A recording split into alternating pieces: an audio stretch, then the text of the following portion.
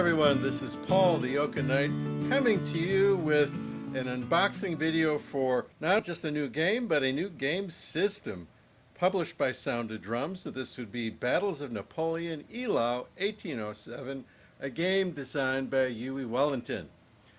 Eylau 1807 is one of 3 Eylau games that is going to be coming out this year.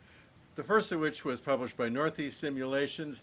This would be the second. The third one is going to be part of the Eagle system that had been published by Hexasim. I don't know who's publishing it now. But anyway, we go years without anything on Eylau. In my entire gaming career, I've played exactly one Battle of Eylau game, and that's it. Now we're going to have 3 coming out within the space of about a year. This particular offering looks pretty interesting, and as with most of my unboxing videos, I've actually read the rules, so I'm going to have more to say than just show you pretty pictures of what's inside of the box. And as you're going to see, I've already punched counters and stuff, so it's not not as is as it came from the publisher. This version of Eylau has a double-sized map, so you could call it a mini monster if you wanted to, but it looks to be quite playable, that that people can go ahead and actually set up and play through and complete. The scenario book has several scenarios. The Battle of Eylau itself was actually conducted over a space of 2 days. The Austrians had already been dispatched, the Prussians had been bloodied, and now Napoleon was going to chew on the Russians with a little bit of Prussian support. The battle ran for 2 days, although the first day was just kind of a warm-up. This battle occurred on February 7th and 8th of 1807. The real battle started the next day, and in fact the game focuses on the battle on the 8th. It's got a scenario for the 7th, but it doesn't really link up to the full battle scenario on the 8th, so they kind of truncated it a little bit in that respect. The reverse of the box gives you the usual description of the battle and lists the complexity at 5 out of 10, which is probably about right. And the solitaire rating at 7 out of 10. Yes, there are some things that might make it less than perfect, but it is solitaire playable. In fact, it is a variation of the chit pull system, which is, generally speaking, very solitaire friendly. The box lists playing time at 3 hours, although that's going to be heavily dependent on the scenario that is chosen. I don't think you're going to play the full day battle scenario in 3 hours. The counter set included in the game includes various tokens to represent the activation of formations, so that would be the French blue and the Russian green. Unlike most chit pull games, Eylau has the players put generic counters into the activation cup. So blue for French, green for Russian / Prussian, with red cubes representing the fire phases. At the beginning of the turn, orders are assigned to the formations. Depending on the orders given, a side will accumulate so many initiative points and the capability of putting so many cubes in the cup. They put their cubes in the cup, 2 fire cubes go in the cup, and then you start pulling. So unlike most chit pull games, where each formation, say, will have 1 activation when its chit is pulled and the chit designates a specific formation to be activated, in this game the activations are generic. You get to pick any formation you want. In fact, a formation is going to activate up to 3 times, although it slightly decreased effectiveness each time the formation is activated. When a red cube is pulled, it's a fire phase, it's simultaneous, and everybody shoots. The gray and black cubes are there to track army fatigue. At the beginning of the full-blown battle scenario, each side is granted a certain number of fatigue points for their army, generally about 230, 220, something like that for each army. As the battle is fought, fatigue is decremented off the army for a variety of reasons, one of which is just the orders you give your units. So if you tell your unit to defend, it's not going to really fatigue. If you tell it to attack, it's going to fatigue much more. But at the same time, it's going to have much more initiative given to the side that's doing the attacking, and therefore they will likely be the first side to actually move during the turn. The first impulse of activation always goes to the initiative player, without actually pulling a cube out of the cup. But the thing that makes this game different is that you are not specifically tagging each activation cube with a specific unit. You get to choose who activates when you pull your cube out of the cup. The battle continues until it gets dark, and then if neither side has broken by having all of their fatigue spent, then victory is determined by other means. Various things can affect army fatigue, one of which, of course, is just activating your units in aggressive ways. Other things that can affect it include losing or gaining victory hexes on the map. Interesting about those is that not only do you lose the fatigue, say you lose 5 points for losing a certain hex, the other guy gets the fatigue, so he gets that credited to him. So there's lots of incentive for taking key objectives on the map. The Battle of Eylau is fought in the early February of 1807, and there's a lot of unsettled weather in the area. Eylau is known for the mix of clear versus snowy versus all-on blizzard that was going on during the battle. Units, as they take casualties, have their strength modified by these counters. Now, unlike most games that give you one way of doing it, this particular one gives you two ways of doing it. You can put the actual strength of the unit underneath the unit to reflect how strong it currently is, or you can use Pollard counters, as one of my subscribers pointed out when I said I remembered it began with a P, but I didn't remember what they were called. Pollard counters. So they give you both. You could choose which one, and almost all units, with a few exceptions, are strength 1 through 8. So if you use the Pollard counters, you won't be switching counters around pretty much. You'll simply be rotating or flipping it to the other side, which is kind of a nice thing. But if you like the certainty of having the strength underneath the unit, you can go the other way if you so choose.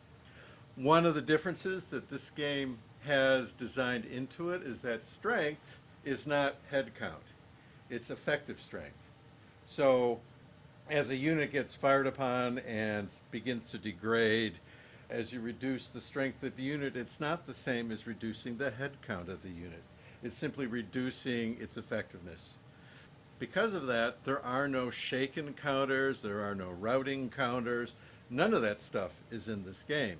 It keeps the stacking at a very reasonable level. But the reason why that's a reasonable thing to do is, as the designer says, is that, look, what does it really mean to be shaken? Well, you are less effective. Well, in this game, your effectiveness is reduced, not with a shaken status with a bunch of rules that go along with it, or a routing status with a bunch of rules that go along with it. You simply have your strength reduced. And then if the unit is actually given orders to rest and recover, it can actually get strength back. It's not getting head count back, generally speaking, but it's getting effectiveness back.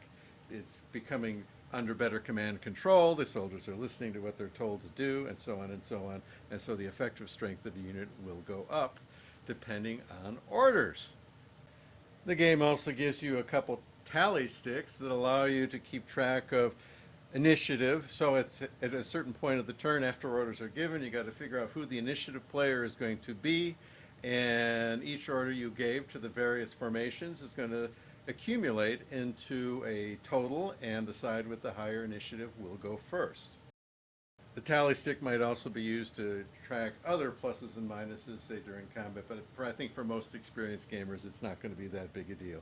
But since you might have 12 or 15 formations on the map and you're having to track what the pluses and minuses are for that many units, having a tally stick is a nice touch. Each side is given an army display showing the various formations that the army has, the order that it's under, and as you pull cubes and use them to activate, you place them in these boxes. So this is the first activation for the guard, second, third. Again, you can have up to 3 activations for a formation in one turn. Those big boxes where your reserve of army fatigue cubes go, and you will be generally paying those out during the game. First to go to 0 loses. There are 7 orders possible that can be given to individual units, and there are commander effectiveness ratings to determine how many of these orders can actually be changed at the start of the turn. it's good to be Napoleon. Napoleon has more flexibility in running his army than the Russians do, and that is reflected in the game. The Russians have a similar player aid board. This is not a card, by the way. This is a board. This is hard mounted. This is, you know, first class treatment, guys. Sound of Drums, I think this is a company we may be hearing more from, especially with this series. If this is volume one, I assume there's going to be more. Anyway, the components in this game are all universally nice. This next player aid is also hard mounted, two-sided, showing all the usual stuff you find on a player's aid for movement, and on the other side, the combat chart, the terrain chart, all the usual stuff, but it's on a hard mounted player aid. It is not just a sheet of cardstock. Very cool, very well done. You get two of these in the game. Both sides have an org chart showing the various formations within their army. So here we have Napoleon for the French. There's the French Guard. There are 4 corps there, I believe. So let's see, Cavalry Reserve, 3rd Corps, 4th Corps, 6th Corps, 7th Corps. So reflecting the French troops that were there. Each formation is generally going to be a division with, so here's the corps leader, here's the division leader. These are the units within the division. Each division has a number of battalions and or regiments that are attached to it, and these are the actual counters that you move around the map, in addition to the leaders. And here we have the org chart for the Russians. We have Bennigsen being the overall leader, and the various formations and corps leaders that the Russians have, along with some Prussian support. They actually have a few Prussians left willing to fight. Counters are 5/8 inches. They're all clearly done having the general symbol of the unit, so the conventional cavalry and infantry symbols, so NATO's type of symbols. On the reverse, they have a different formation. So this was going to be a line formation. On the reverse will be a column formation. One of the things the designers wanted to do is that he is a fan of the Eagle system that Hexasim published, but he wanted to have a little more Napoleonic crunchiness in there, so that a little bit more of the Napoleonic feel for formations and their various effects. So things like squares, line, combat, column, they are actually real formations that are in the game. So they are not simply assumed to be in the proper formation that the individual battalion commander would select on the spot. You, even as the overall commander, have some control over that. So he wanted to have more of a Napoleonic feel to it rather than a more general feel, and so that's what he did. The reverse side of the counter is not just a reduced strength. That's done with the strength counters that I showed you earlier. It is simply a different formation. Unlike the general player's aid, these org charts are printed on a nice thickness of paper. Personally, I would put them under plexi just because that's what I do with paper sheets, but you wouldn't have to. I don't think you'd really have to. It would be my own preference. Especially when I'm doing YouTube, I don't like plexi. It makes doing video much harder with all the reflections you get off of it. Face to face, I'm sure it would be fine. The game includes a rule book, which is roughly 35 pages, and a scenario and history booklet with designer's notes, which I always love reading designer's notes, as a separate booklet for Volume 1. The rule book is particularly easy to read. As you can see, it is not like the old SPI rule books that are, everything is very dense. The writing is fairly well spaced out, and with a lot of examples and designer's notes integrated right in with the rules. So this is not a hard read. 30 some pages may sound like a lot. It really reads more like a game with maybe 20 pages. There's so much white space and things that are not rules but are still worth taking a look at interspersed throughout the book, and all the pages are like that. You have lots of commentary, lots of examples that he gives, all of which make the rule book particularly sensible to read. I did not have any problems at all. Yeah, okay, this is volume 1 of the system. I did see some typos. They're in there, but by and large, I did not see any problems. And here we are with the actual scenario book with the designer's notes and stuff. This would be the full Battle of Eylau scenario using all of the rules. The earlier ones don't necessarily use all of the rules in the system, but of course the full Battle of Eylau, that's going to be just the 8th of February, will do that. The game includes 2 map panels for the game map, and it's printed on pretty decent paper. This is not tissue paper. So I personally would go ahead and put it under plexi, just because that's what I do. But I could see possibly some of you would just play it right on the paper map. The box includes the paper map. I went ahead and invested in the hard-mounted map, which I'll show you now. And here's the hard-mounted map, and it looks exactly like what's on the paper map, so I don't need to show you both. This is what it looks like. You see, it's a winterscape. It looks cold just to look at this map, and we consider that there's snowstorms and blizzards and all kind of junk going on in the battle that they had to contend with. It was not an easy time for either side. This particular battle is probably the first time Napoleon met real opposition, and he didn't just walk over his opponent. It was really kind of like Borodino in a sense. It was a bloody draw that the Russians withdrew from, and the French could declare victory, but it was really kind of a Pyrrhic victory, and it was one of the first ones that really announced to Europe that Napoleon was not invincible. The map itself is clearly done. I see no issues or problems with it. My particular map here does have a manufacturing flaw where it has almost like tape or something on it. I don't think it's tape, but it's got some kind of shiny substance way off on the corner. It is not going to affect gameplay. If I didn't tell you about it, you probably wouldn't see it. But so I don't think it's that big a deal. I love the mounted map, and sometimes this game doesn't offer it that I'm aware, but when a game offers a neoprene map, I tend to get them, although I don't always get them. I only need so many neoprene maps around because they're hard to store.